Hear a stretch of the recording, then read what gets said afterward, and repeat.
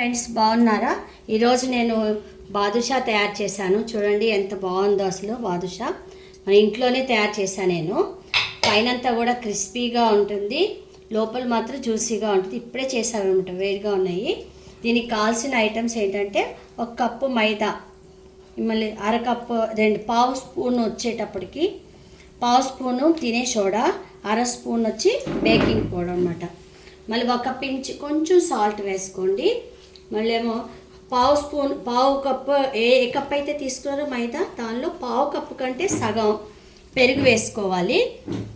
ఒకటి గుర్తుపెట్టుకోవాల్సింది ఏంటంటే మైదా కానీ పెరుగు కానీ మనం ఫ్రిడ్జ్లో నుంచి తీసి డైరెక్ట్గా చేయకండి. అది ఒక 2 అవర్స్ బిఫోర్ బయట పెట్టుకొని చేస్తే బాగుంటుంది. లేకపోతే బాదుషా మనకి ఇలా బ్రౌన్గా రాకుండా తెల్లగా వస్తుంది అన్నమాట. మళ్ళీ తర్వాత 1 కప్పు పంచదార వేసుకోవాలి. 1 కప్పు మైదాకి 1 కప్పు పంచదార.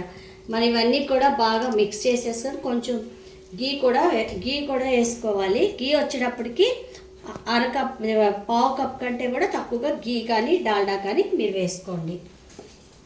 తర్వాత అన్నీ మిక్స్ చేసిన తర్వాత మనం కాసేపు ఒక 10-15 మినిట్స్ వరకు అలా వదిలేసుకోవాలి.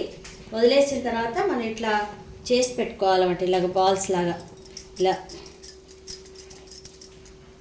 చూడండి, ఇలా లైట్గా ప్రెస్ చేసుకొని చిన్న ఇట్లా హోల్ తీసి పెట్టుకోవాలి.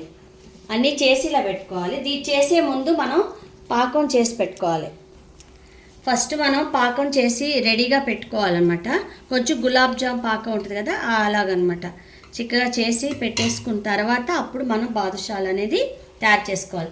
అన్నీ మనం ఇలా చేసి పెట్టుకున్న తర్వాత మన పొయ్యి వెలిగించి ఎక్కువ నూనె మాత్రం ఎక్కువగా కూడా కాకూడదు, గోరువెచ్చగా ఉండాలి. అప్పుడు మనం అన్నీ వేసేసి పొయ్యి ఆఫ్ చేసేసుకోవాలి. ఆఫ్ చేసుకుంటే అవి ఏంటంటే కొంతసేపు అయిన తర్వాత ఆటోమేటిక్గా అవి లైట్గా ఉడికి వేగి పైకి వస్తాయి అన్నమాట. పైకి వచ్చిన తర్వాత అప్పుడు మనం సిమ్లో పెట్టుకోవాలి. సిమ్లో పెట్టేసుకొని పొయ్యి ఎక్కువ ఉండకూడదు అనమాట. అలా కాల్చుకోవాలి. అన్నీ కాల్చుకున్నాక మనం తీసేసి అప్పుడు తీసిన తర్వాత అప్పుడు మళ్ళీ ఇలాగ మన పాకంలో వేసి కాసేపు ఉంచి తీసి పక్కన నేను ఇలాగా గిన్నెలో వేసి పెట్టేసుకున్నాం. ఇదే బాదుషా. Thank you.